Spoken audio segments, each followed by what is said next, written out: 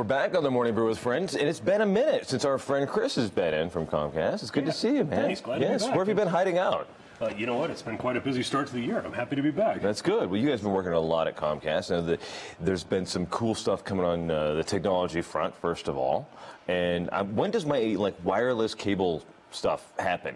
When can I plug some things in and just have wireless all over my house? The day is coming. I don't think it's far off. You know, today we're finding that a lot of people really like to view TV on their iPad or on their laptop. Right. And we're going to transition that to the television as well because, you know, it's nice to watch on an 80-inch screen. So, right. Absolutely. I love it. You know, I am the guy that when I'm cooking, I drag my laptop and put it next to the stove and try to watch TV, and it doesn't work. So I'd love to be able to just have the big TV at some point or do something, you know. No, it's coming. There's a lot of cool technology coming as the Internet of Things really takes place. Everything's connected. It's all on all the time. There's a lot of good stuff coming. Right. And you guys are doing a lot with that at Comcast, which is excellent. And then you're also doing a lot with innovations for entrepreneurs. Yeah. This is a cool thing. So this is Comcast's, it's kind of like your pitch competition for startups, right? That's exactly right. Yeah. If you're a startup or a small business and you're trying to figure out, hey, could I use $30,000 to invest in technology in my business? I never need $30,000 for anything. Well, this is a way to find out if you do, or to use it if you do. And it's a great way for a small business. You know, if you're in a Comcast served area with 50 or less employees, all it takes is a 250-word essay about what you would do with those dollars to invest in technology, how it would change your business.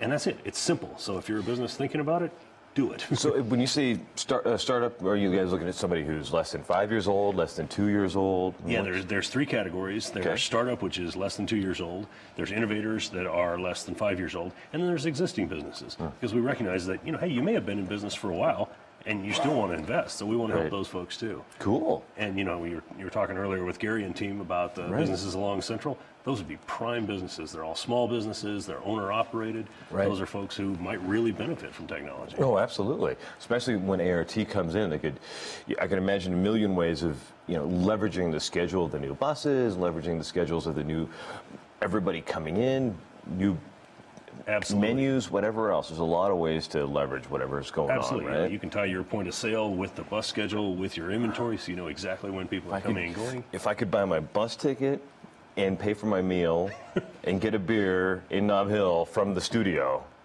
and then just go tonight. Then we're on to something. Right. That would be awesome.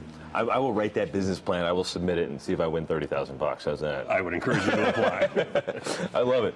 I love it. So what kind of businesses really are you looking for? I mean, this is, when you say technology, I mean, that means something different to a lot of people. Because last year, I remember we were talking, the business that won wasn't what it was. It wasn't really a high-tech business, right? That's exactly right. It wasn't like Gary Opedal had a laser company. It wasn't lasers. That's exactly right. No, that's the great thing about this. This is for any type of business, how you invest in technology. Right. So one of last year's winners was a consignment shop who was able to tie their point of sale in with their inventory system to maximize their efficiency and really grow their sales.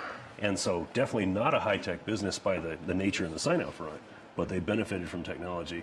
And you know, there's some great things with this. Is, you know, some of these winners will also go to Philadelphia to help review or be reviewed by a panel of experts on marketing and finance and social media to help them grow their business beyond just the technology side. That's super cool. That's super cool.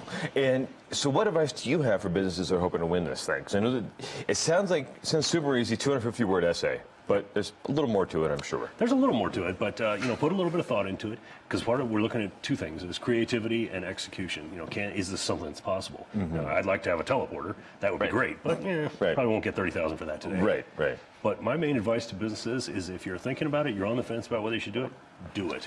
There is no downside. It's 250 words. Go ahead and apply. This could be a game changer for a small local business. Right. Well, if you were able to do this for Comcast, what would your pitch be right now? You know what? My pitch would be for anything that ties into the internet to make life more accessible. I'm looking forward to the day where I'm driving into my home and in your self-driving car? In my self-driving car, and I tell my garage door open. It recognizes my voice and opens, so I don't have that little button anymore. I walk in and I tell my alarm to disarm.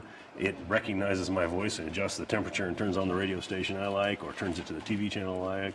Those are the things that turn me on. They're really the cool internet and how it's going to tie with everything. I love it. Well, yeah, I kind of feel like it's about time all of that stuff should be happening, you know? When I go home and, why doesn't the garage door open and know it's me?